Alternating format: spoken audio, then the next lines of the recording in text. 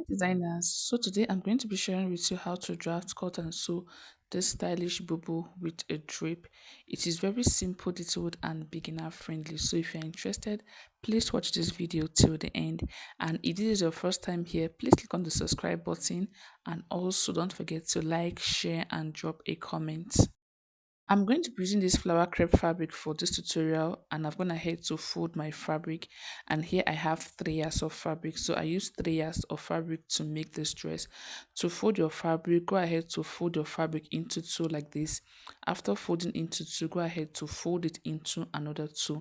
So that was how I folded this fabric. So I just went ahead to fold the 3 yards into four to get this, to get what I have on the table at this point. So now the first thing I'm going to go ahead to do now is to mark my neck width. So for the neck width, I'm going to mark a neck width of 3.5 inch and also a neck depth of 1 inch for the back. I'll be cutting both the front and the back at the same time. That was why I folded into four. So for the back neck depth, I went ahead to come down by 1 inch. I'll just draw the neckline like this. After drawing the back neck depth, I'm going to go ahead to mark the front neck depth.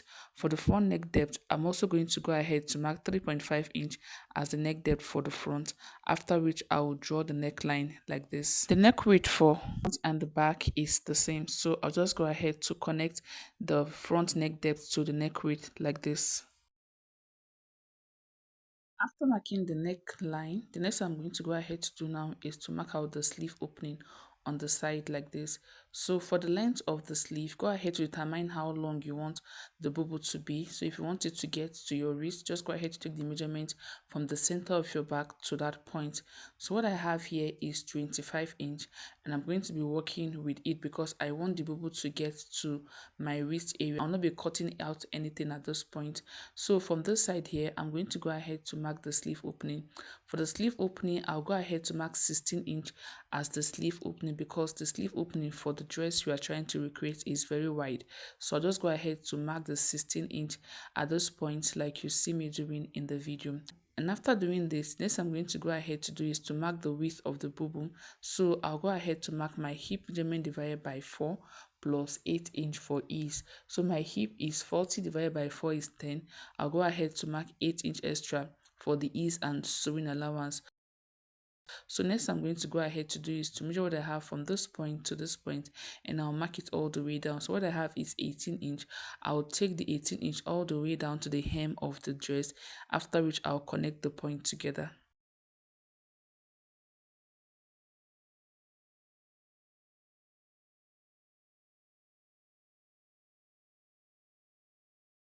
So when connecting, when you get to this point, you're going to go ahead to connect it to the sleeve opening with a curve like you see me doing in the video to avoid any sharp edge at that point.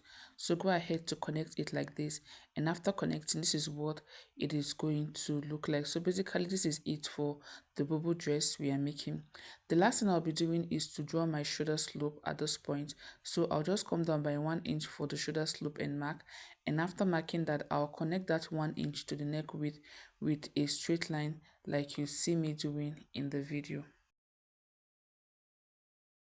After connecting it, this is what we're going to be having. The next I'll go ahead to do now is to cut it out.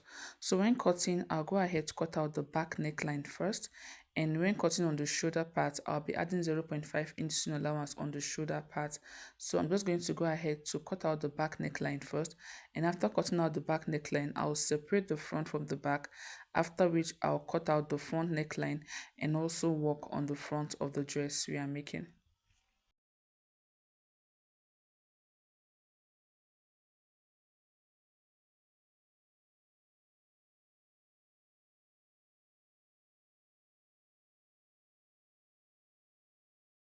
After cutting out the front neckline, this is what you're going to be having. The next I'll be doing on the front neckline is to cut out the slit for the front neckline. So from this neck depth, I'll be coming down by 3.5 inch, and I'll go ahead to mark that. After marking that, I'll cut it open like you see me doing in the video. This front slit is going to make the neck wide enough for the head to pass through. If you do not put a slit to this bubble dress, you will not be able to wear it because the neck is going to be too small and it will not pass, and the head will not be able to pass through it. So after cutting out the neck slit, the next I'm going to go ahead to do now is to mark out where the belt is going to be, because the dress is going to be having an inner belt. So from the shoulder line, I'll be marking my half length, which is 16 inch, which is this point. Then from the center front, I'll be marking quarter of my waist measurement, which is 7.5 inch. I'll go ahead to mark the same thing on this other side. So I'll locate my half length on this other side. After locating the half length, I'll go ahead to mark quarter of my waist measurement, which is 7 inch. So this is the point where I'm going to be attaching the belt to the dress we are making.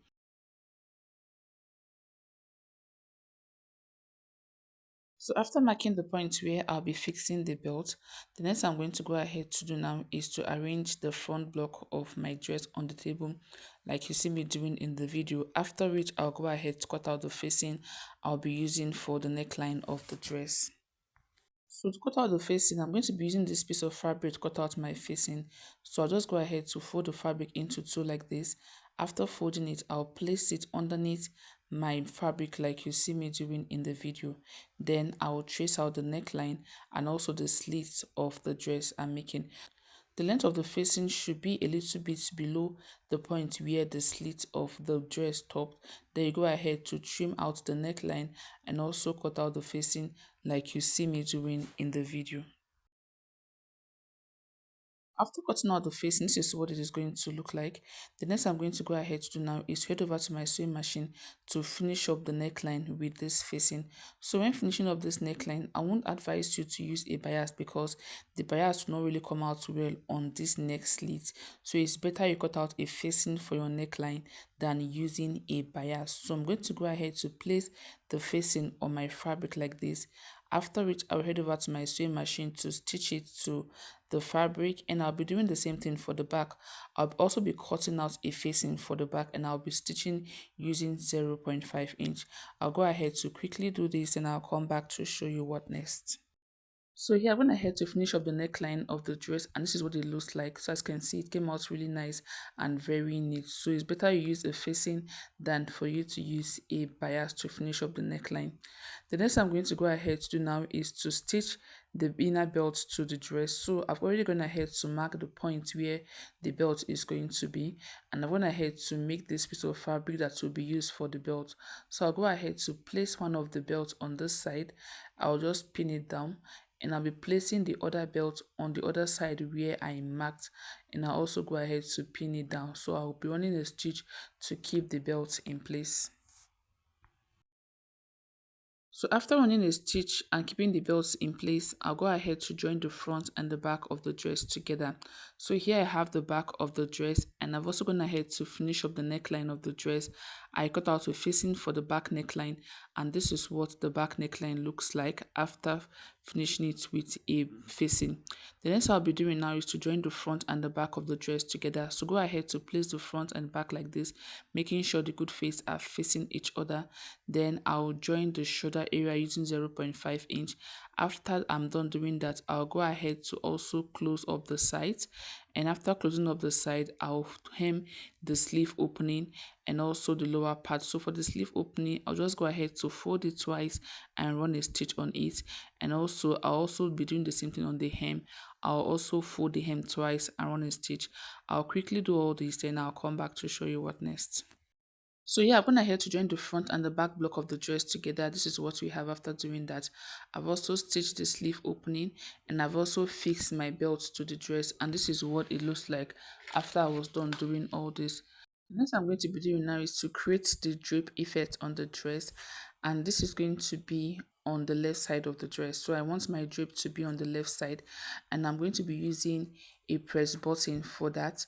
So I'll be fixing a press button to achieve the drape effect. But before fixing my press button, I'll go ahead to locate the point where I'm going to be fixing the drape. So first I'll be marking my shoulder to half length, which is this point. After marking this, the next I'll be doing is to mark half of my bust pan measurement. So go ahead to locate the center of the front and mark half of your bust pan measurement. So my bust pan is 8 divided by 2 is 4. I'll go ahead to mark it at this point. Then from this waistline here, I'll be coming down by 10 inch, and I'll go ahead to mark that point. this is where I'm going to be fixing the other press button. So the first press button is going to be on the waist, then the other one is going to be on this 10-inch point. So I'll head over to attach the press button to it, then I'll come back to show you what it looks like. So when you fix the press button to it and you pin it on the waistline, you're going to be having the drape effect on the dress. It is very simple, you don't have to do much. So I'm just going to go ahead to fix the press button, then I'll come back to show you the final look of the dress. So here we have the final look of the Bubu dress, looking so beautiful and very nice. You can style this Bubu dress in 3 different ways, as can see being displayed on the screen. Just go ahead to try yours and let me know about the outcome in the comment section. Thank you for watching. I'll see you in my other tutorials.